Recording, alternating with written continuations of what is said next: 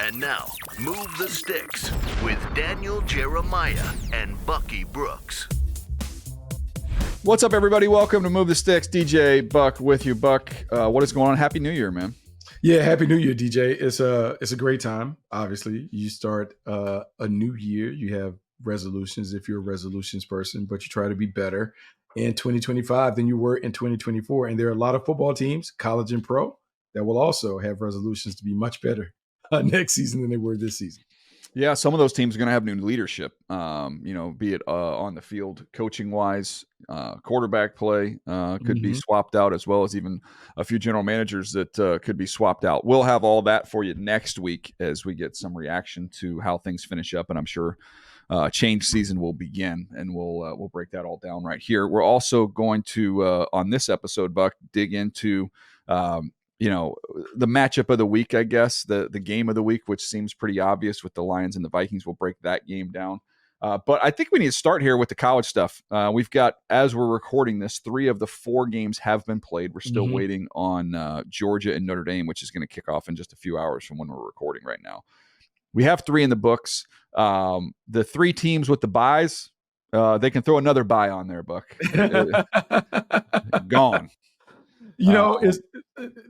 It's funny that they played out, and I tweeted it out, but I remember hearing a conversation. Nick Saban always talked about how tough it was for him to get his teams ready to play in bowl games and ready to play in these playoff things, whether it's the BCS version or whatever, because typically he said that as a coach, your anxiety makes you end up putting too much in.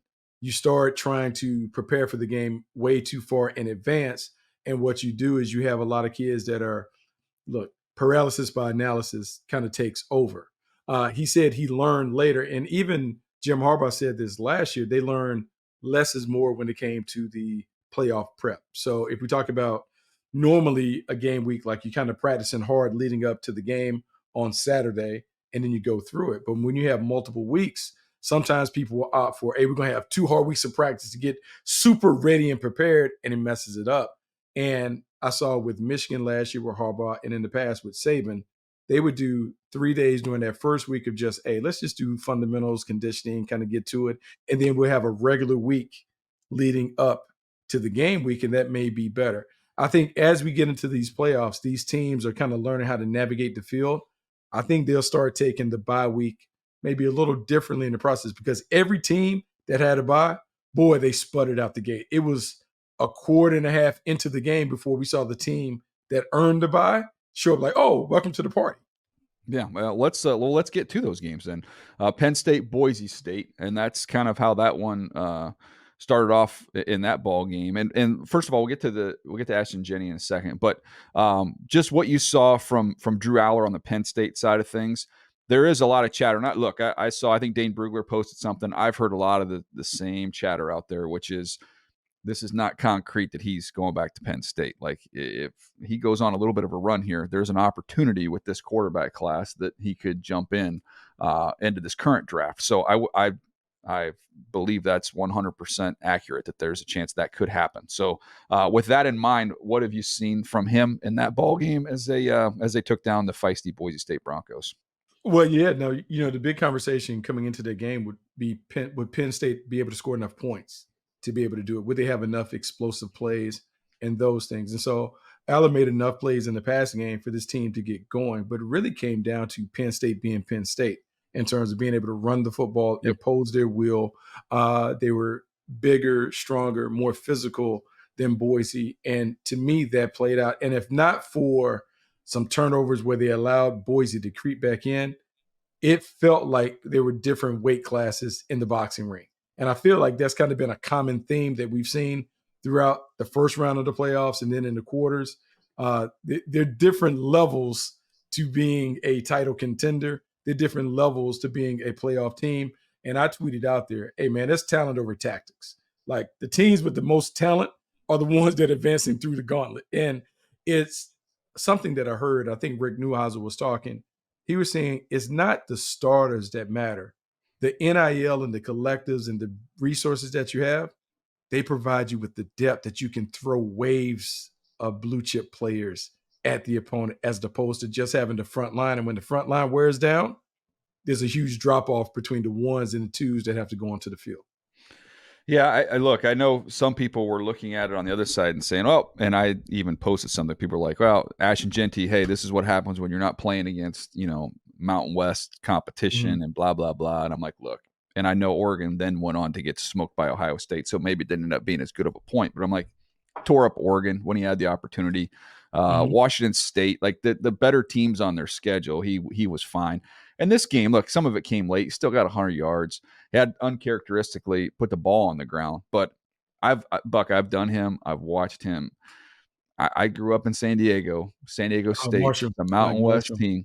Yeah, and I'm not comparing him to Marshall Faulk as a Hall of Famer. but I'm just saying this whole thought of like you only can be a great player if you come from a premier program, like that's just stupid. Like, what are we talking about, man? Like he is going to be a very good pro. He translates very well. Yeah, he translates very well. In fact, DJ, I don't know who your comparison was, but when I looked at him, he reminded me a lot of Josh Jacobs when Josh 100%. Jacobs was coming out of Alabama. I feel like he kind of has that physicality, toughness to his game. He can catch the ball out the backfield.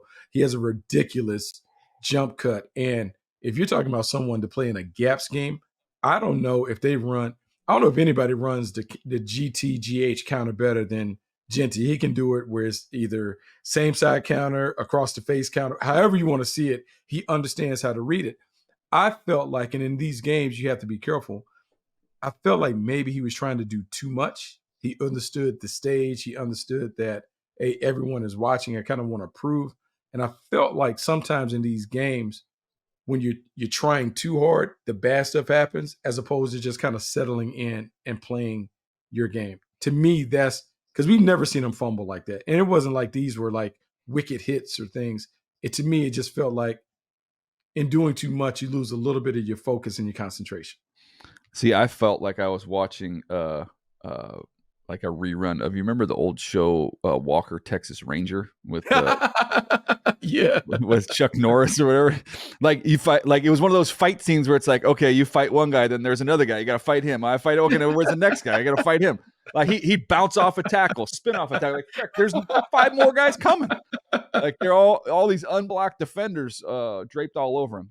I don't worry about him. He's gonna be a really good pro. Penn State wise, Abdul Carter getting hurt though. To me, forecasting into the future, that's one to keep an eye on because he is a big piece.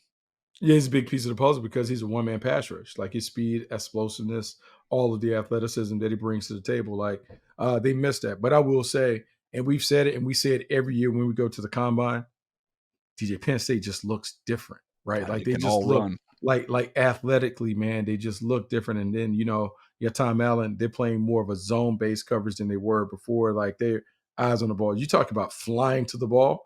Yeah. Part of the reason why Genty couldn't get going, man, they had all eyes on him. They were flying to the ball, playing at another pace. And the thing about Penn State, they're going to run the football. They're going to stop the run. And so if they can get you into that one-dimensional approach, yeah, you're going to get yards, but they're able to dictate the terms. And that is what was able to happen against Boise. It gets a little tougher in the next round. But yeah, their recipe, their formula, their talent leads you to believe that they can be a team that can go to the final game. Yeah, no, it's a team it's always had kind of ability. And I think of Aller, going back to him, that we've always talked about the postseason quarterback play. Consistency is irrelevant. I don't care. You don't have to do it for 17 weeks. Can you have a very high ceiling and hit that ceiling for 3 to 4 weeks? You can win a championship with that. Like it's the regular season's about the floor, the postseason's about the ceiling. And with Drew Aller, I feel like his ceiling is very high. If he could play at that level, he could have a Flacco type run here for the next couple games. It's very reminiscent of some of the conversation that we would have about J.J. McCarthy last year for Michigan. Just because you don't see it consistently doesn't mean that he's incapable of doing it. They just haven't asked him to do it because that's not necessarily their recipe for winning. But in these moments where you need him to make a handful of throws, against Boise, he made a handful of throws. You're like, oh, it might be in there. He might have it he might have that club in his back. Yeah. There were some drops too, uncharacteristically by Warren. Like he doesn't really drop the ball, but he had a couple seam balls he didn't. Okay, so I'm gonna say this right because in looking at the games, like in the quarters, it's one of the things that we talk about, and I'm like, you can't get knocked out by the right hand. And I'm looking at these games, and I'm like, hey man, we didn't know that Warren was going to be the guy. The first quarter. I'm looking at Warren streaking yours. I'm like, there's nowhere in the game plan where we're like, hey, you know what? We probably don't want 44 to get. That was what do you remember when this conversation started? Because it started with my Chargers frustration calling Charger games, and I would come on our show every week and go, Buck, got knocked out by the right hand again. Nobody gets knocked out by the right hand more than, and I'm sitting there, I'm watching that, and I'm watching the Oregon game, and I'm like, okay, like we had to know that Smith is the guy. Like we knew that, right? Like we can't. And we're gonna let him go bonkers the first quarter. We're gonna just let him get going. I don't know. And they needed you coaching they needed you coaching the flag football team. They needed you. Whoa, there he is. Don't let the best player, just don't let the best player go off. Man. If somebody else goes, and I know some of these teams have multiple players, but man, you can't let the guy who's on the marquee have a big game, the biggest game of the year. Whew.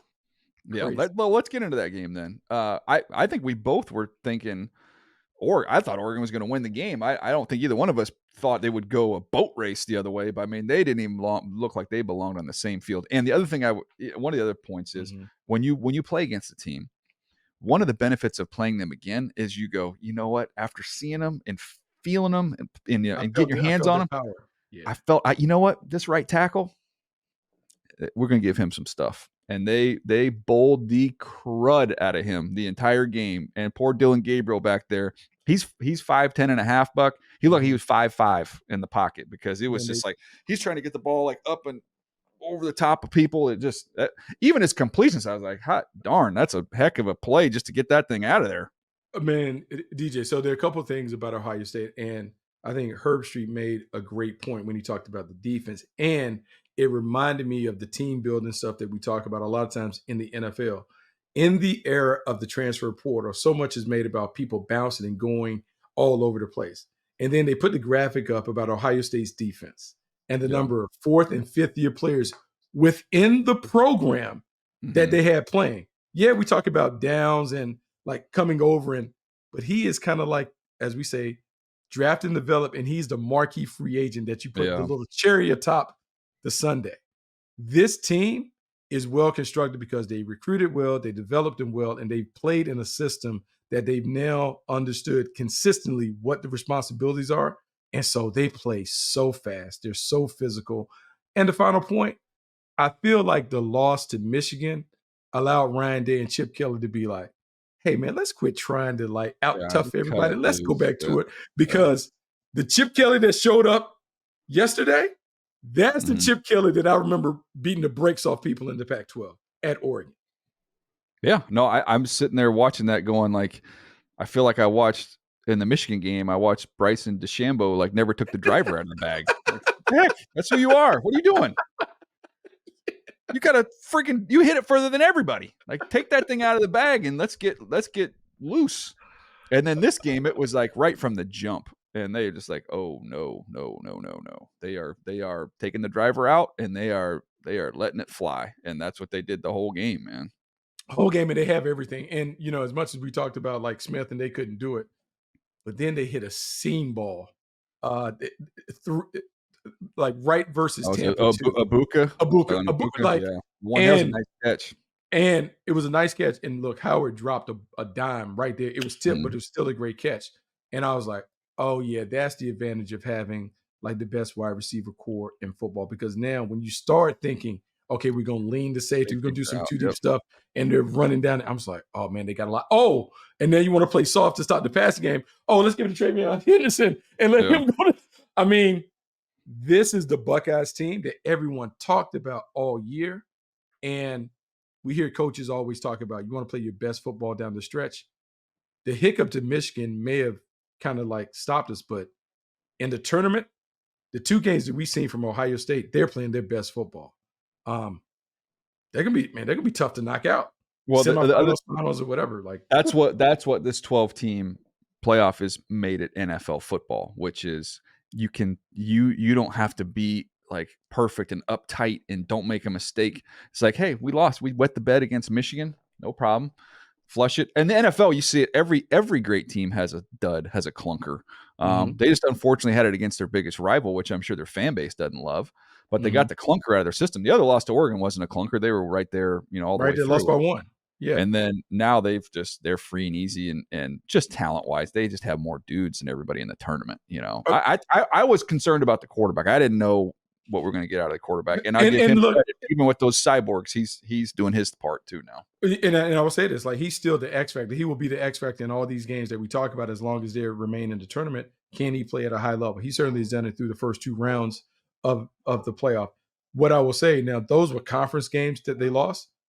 But there is benefit to playing tough games early to kind of get a true sense of who you are and where you are. And those losses provided a lot of lessons for the teams to get better. So the loss to Oregon, as you said, gave them a chance to recalibrate the team when they played Oregon again. The loss to Michigan might have made Ryan Day and Chip Kelly say, hey, look, let's quit trying to be something that we're not. Let's lean into what we are. We're explosive, we're dynamic, and we're super talented. Let's get our ball to the best players and let them determine whether we win or lose. And through 2 rounds, they've done that, and it's worked. Maybe you need to play better teams to kind of figure that out about who you are and what you are so you can have the best version of yourself show up in the playoffs. Well, that's going to lead me to the next game that I want to hit on, the third one. And again, we're recording this before we have the 4th game between Notre Dame and Georgia. But one of the things I saw somebody sent me on Oregon getting blasted, and maybe it didn't sent me, I just saw the tweet, but was again just shows you how soft football is on the West Coast. And I'm like, well, hold up. I saw Arizona State physically whoop Texas in the other game up front. Dominated the game. Yeah, the line is, look at the running yards, look at the rushing totals in that game between those 2 teams, and look at the pedigree of the linemen on each side. Like, that shouldn't have gone that way. So I don't think you can. I'm at the West Coast, not tough thing. I don't know that I'm buying that. I thought Ohio State was infinitely more talented. That's what that proved out in that ball game.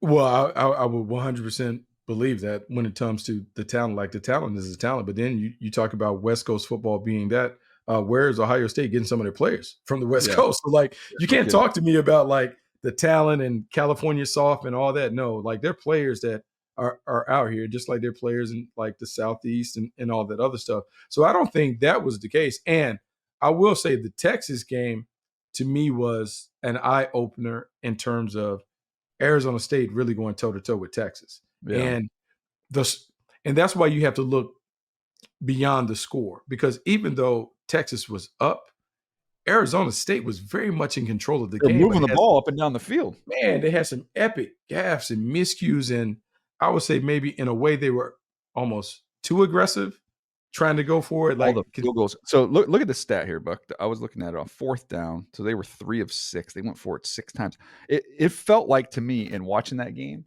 which was like a miscalibration of like, okay, Texas is got so much more than us that we can't just be ourselves. We got to go above to close the gap. And then they did that. It backfired. And then all of a sudden, halfway through the game, they were like looking around like, well, hold up. They're not better than us. Like, we didn't even need to do that. Like, we could have just played a traditional ball game against these guys. And that's the thing. You don't get a do-over in the playoffs. But yeah, if they just play their game, they just stick to the script that they've used to win 10 or 11 games. Like, they had the game right there to be won. But now I'm going to say this, because as much as we talk about Texas going, it's 4th and 13. I know. It's 4th and 13 with an opportunity to win it. And this is a trick, and I'm not second guessing coaching, but if you go back and you look at that sequence when it's 4th and 13, they get to the line of scrimmage, and right before they do it, it's either a penalty or they call a timeout. Yeah. And normal mode of thinking, whatever you were in, you have to change. So if you showed blitz, now you got to play coverage. And so they came back and they were doing almost like a zero pressure, but it really wasn't. It was like a simulated zero pressure, because the end on, as we're looking at them, the end on the offensive left, he backs out. And so they bring a 5-man pressure and they get it all muddied up. And now I'm like, oh no, this is too much time. And they throw it over the top. And it's just one of those things where I understand you live on the edge, but in that moment when they kind of Kodak you, where they see the picture and they take the snapshot, you almost are forced to change. You can't give them the same look. You can't give them the same thing, because you had to think that Sark went over to the sideline like, hey, man, the pressure's coming. So now we got to get it out. We got to have some dialed up to take advantage of this zero pressure. I'm going to ask you on Ewers. So this is going to be a tough one. He's got a decision to make once we get through, whenever they get eliminated or if they win the national championship, whether he wants to go into the portal or whether he wants to go into the NFL draft. Going back to Texas is not going to be an option because that's going to be handed over to Arch Manning for next year. I mean, that hasn't been said, but I think everybody kind of understands that to be the situation. Here's some things in Quinn Ewers' favor that I was thinking about. Number one, I watched him over the summer, Buck. I liked him off last year. Like I liked the twitch in his feet. He's got twitch in his arm. I thought the ball jumped out of his hand. I thought he could create a little bit. He's athletic. He just needed to dial in some of the decision-making stuff and clean some things up. But I like the talent. And obviously, from the high school days, like the talent, he's got talent. Coach. So, yeah, exactly. And I'm going to hit you on that. But so I start with a couple things in his favor. Start with the talent. Second thing, from what I was told, he's got a torn oblique. He's played through injury. So I'm going to give him a big time nod for toughness. Also understanding the fact as a thrower, that got to be miserable trying to throw with that it's particular injury. Yeah. So that I'm going to give him credit for that. The third thing, and it's not just that throw. I was talking to Rosillo about this morning, but the collection of throws he made in that game, there were some big throws to get them in field goal range, one of which they missed. As well as some other throws sprinkled in throughout that game. So it looks like he's on his track, and the numbers look good at the end. He has the clutch play to extend their season. Maybe he finishes strong. So you got good off the previous year, like encouraging signs, toughness playing injured, finishing strong. There's things to like there about Quinn Ewers, and I feel like so many people they've already like the jury's already sent in the verdict on him. Like they just, nope, he's not any good. And I'm hesitant to do that, man. Okay, so at his worst, if he enters, he's still third or fourth in this quarterback class, right? He's still in that, like, so whatever order you have, Cam Ward, Shadur Sanders, or whatever, like he has to be kind of next guy up, So then let's talk about Quinn Ewers and let's talk about the exposure that he's had. So we can say that Texas has played a pretty aggressive schedule the last 2 years. So we've seen him play in a bunch of big marquee games. We saw him tear up Alabama last year. We've seen him play big games against Georgia multiple times. We've seen him play in these. Went on the road against Michigan. I mean, I know they didn't end up having a great year, but it's defending national champ. Right. But then that Michigan team came back and beat Alabama down the stretch to finish pretty solidly, when you think about it. So now if we evaluate and we talk about, man, we've had an opportunity to see him play in more marquee games than probably any other quarterback. And we've been able to see him play best on best. He's playing against other pros. With a big one coming too. So why not look at him and say, okay, he's played a bunch of big games. How has he played in those games? Throw out all those other games. Let's look at his big game playing ability. How did he deal in the clutch? I'm going to say this, DJ. He was dialing it up. And I had anxiety about him playing in this game because I was like, man, I don't know. All the noise makes you think like, man, I don't know if they can throw it with Quinn Ewers. He's a turnover machine. He doesn't have it. And then I'm looking at him make these clutch throws, and I'm particularly impacted by that last 4th and 13 games on the line, and he drops a dime. Then he comes back next overtime. Sark is like, yeah, we're not going to mess around. Let's get to it right now. Yep. There is something to that. And I mean, I don't know if let's start him right away next year at the NFL level. He has enough talent, the pedigree to right now say, hey, he has to be in that conversation as a first rounder. I don't care what in a quarterback class that is down, he has to be in the conversation. Think about, I'm just going through these games and some of them, like the stats don't blow you away. But if you're just talking about environments, like who is hardened and who is seasoned, when you look at it, so they go at Michigan when Michigan was number 10 in the country, defending national champs. He played really well in that game, 3 touchdowns, no picks. But that's at the big house. That's no joke. You've got the Texas, Oklahoma. That's always as big as it gets from a college football stage. They hammered Oklahoma. He was an okay game statistically. Then you look at the 2 games against Georgia. You look at Texas A&M, the first time they've played each other in over a decade. Think about the Hornets' nest you're going in to play at College Station with 100,000+ people in there. And again, he was 17 to 28, 218, a touchdown, a pick. But you still handled the environment. Then you go playoff game at home against Clemson. Do that, handle your business there. And then this one, you have the big plays at the end of the Arizona State. And now we've got Ohio State walking through the door. Like, I know one thing, the guy's going to be battle tested. And from a physical toughness, okay, he's playing through injury. Check that box. From a mental toughness, you got the most popular quarterback maybe in the history of college football breathing down your neck, and you've held him off, and you're still alive here. He's not perfect. I'm not saying, he needs to be a top 5 pick. I'm just saying there's some ingredients here that are intriguing to me. Okay, so let's talk about a conversation. We just use those 3 names: Cam Ward, Shedeur Sanders, and Quinn Ewers. We can talk about Shedeur Sanders was a 4-star coming out of high school. He's had a lot of hype and spotlight on him that he had to endure first at Jackson State in Colorado. So you feel good about, as a franchise quarterback, having to handle the pressure that comes along with that. Quinn Ewers was the ballyhooed guy in the recruiting class. Like, he has been the cast me out. Remember, didn't play his final year of high school. Goes to Ohio State, doesn't really play there. So you haven't really seen him play. He had this gap in his playing where he had to kind of shake the rust off and then play, 2 seasons at Texas, to kind of get it going.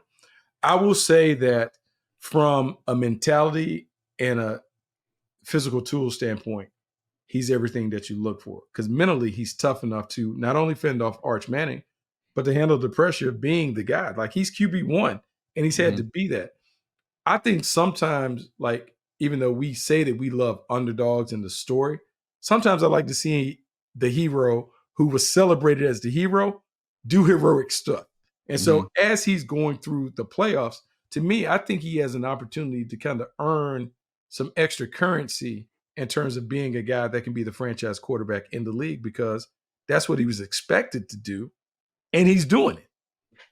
You're going to hear, though, I'm telling you, it feels, and he didn't have the year that Bo Nix had, but it feels somewhat reminiscent to Bo Nix in that I think people formed their opinion on him very early, and they're not going to budge off of it. And they might end up being wrong because of it.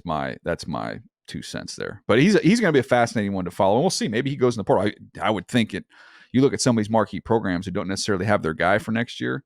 I don't know if he go back to Ohio State. I don't know if he can he do that? I don't know. Double dip. Yeah, come on back over. A little Ohio State sandwich with a little Texas meat in the middle there. How crazy would that be? Yeah, that'd be crazy, right? Hey, but in Ohio, we've seen that before. LeBron went from the Cavs to Miami. Back to I'm coming home. Does he do I'm coming home? Does he do that? The video, a little social post? How great would that be? That'll be hilarious, man. It'll be absolutely hilarious. It's time for Game of the Week, presented by DraftKings Sportsbook. This week, it's the Minnesota Vikings at the Detroit Lions. The spread is -2.5 favoring the Lions. The over-under is 56.5. DJ, it's rare that we talk about a loser leave town match, but here we are talking about 2 14-win teams. The winner's going to get the number 1 seed. The loser's consolation is, by the way, you're the road team. You're number 5 in the playoffs, and you got to play next week. So it's a tough game, and you go all out. And so this is going to be one where you're going to have to really manage the emotions during the game and immediately after the game to reset and be ready to play the first round of the playoffs. It's the first playoff game, quite honestly. The playoffs start Sunday night in this battle. I had a tough time trying to pick this one. I just love what Minnesota's been doing. They've been so hot. And I just think, man, that's a tough environment to go into. And I thought that Detroit kind of showed you a little something last week in a game where they could have just shut it down. I was like, okay, nope. Dan Campbell just kept his foot on the gas, man. So how Jared Goff handles the pressure, to me, if he can handle the pressure and now I'm not talking like mental pressure, I'm talking about the actual pass rush pressure that's going to come. If he can handle the pressure, I think that Detroit will win this ball game. If Detroit's able to get to him and kind of disrupt things early, I think Minnesota wins. So that, to me, is that's going to be the whole story of the game. It is a story of the game, and let's be real, because the game breaks down to Jared Goff versus Brian Flores. Yeah. When we go back and we look at Jared Goff's history versus Brian Flores, he's had some clunkers against Brian Flores. That zero blitz pressure, that hot blitz pressure that Minnesota employs. It's going to test them. And the thing that anyone who studied Minnesota will realize is early downs, they're all about trying to create negative plays. DJ, their blitz rate is ridiculous. They're going to bring pressure early and often on first and second down to get you behind the chains. And then they're going to force you to throw into coverage on third down. The key for the Lions, they got to stay on schedule. And whatever they have to do to stay on schedule, whether that's quick game, whether that's run the game, whatever, they have to find a way to avoid the long yardage situations where now you're throwing into the picket fence. And so to me, yeah, this is Jared Goff. It's another opportunity for him to show the football world that he's really the dude when it comes to that offense and making it tick. Well, I'm excited to see what Sam does too on the other side for Minnesota. It's been so fun to watch him kind of reach his potential this year. And in this ball game, I'm curious to see how Detroit plays it, because I feel like they're not going to be able to get home with 4. Mm-hmm. They're going to have to send bodies, and man, you send bodies and you leave Terrion Arnold out there alone with Justin Jefferson at times. Like, that's not going to go well at this point in his career. No, so, and I appreciate this, because I believe to be a great coach and to be a great team, you have to have some of this. You got to have some stubbornness to you. And the Lions are stubborn. When everyone is saying they can't continue to play man-to-man, they be like, by darn, we can't. Yeah. We sure are. We're going to lock it up. We're going to bring pressure. And I don't care who's on the perimeter. That is the thing. And we've seen them give up some big plays. We've seen Terrion Arnold give up some big plays. And I'm going to say this because I think it's really important that we not only talk about Justin Jefferson, but Jordan Addison gives people that work too. Yeah. And, you know, the excitement that Minnesota had when they were able to draft Jordan Addison to go with Justin Jefferson. Look, man, it's been validated, because Addison has been a nice complement to Justin Jefferson. Outstanding route runner, super smart, can play multiple spots within the formation. They have a few different ways to attack. And so for the Lions, that man-heavy, blitz-heavy approach that's really worked for them leaves them vulnerable to some big plays. And the one thing we know about Kevin, let's say this. This is a play caller's showdown. This is Ben Johnson going against Kevin O'Connell. This is, I've been saving a few treats on the call sheet just for this week. We're going to see some fun plays, and offensively, it's going to be a lot of fun to check out what both of these play callers are going to do. You know what's interesting is that we have the best 2 wide receivers on the planet. Nobody would dispute this. It's Justin Jefferson and Jamar Chase. Those are the guys, clear guys. Mm-hmm. Both Batman, but man, they both have Robin Plus. When you look at T. Higgins and now Addison, like what those guys have done, like that's not like a cute little sidekick. Like that's a very good partner in crime for those dudes. And without being distracted, I believe Cincinnati would be wise to sign T. Higgins and Jamar Chase and to do what we've talked about before on the podcast. Hey, rather than balancing your team out, hey, how about we get great on one side? Because if we get great on one side, that's an easy way to get to 10. We can figure out the other part of it. With the sidekicks, we're seeing more teams do that. Like we have wide receiver 1 and wide receiver 1B. Look at Philly. Like Philly's in the same boat. has been able to do it. There is something to that. And as I look at Minnesota and what they're able to do, I look at Detroit in a different way. They have that with Amon-Ra St. Brown and Jameson Williams as he's coming on like gangbusters. You have to have multiple ways to be able to attack the defense. And both of these teams not only have the personnel to do it, they have the play callers who know how to get it done. That's why this game is really going to be fascinating to watch. Hey, no question. Looking forward to it. Cannot wait. Download the DraftKings Sportsbook app now. Use code MTS. New customers can bet just $5 to get $150 in bonus bets if your bet wins. Only on DraftKings Sportsbook with code MTS. The crown is yours. All right, Buck. This is a fun one today. We'll have more coming your way tomorrow. One more episode this week. Then we'll be back next week to recap all of the action from an NFL weekend and set the stage for the playoffs, as well as break down any changes that might be coming on the coaching/general manager front at the early portion of next week. All right. Appreciate you guys hanging with us. We'll see you tomorrow right here on Move the Sticks.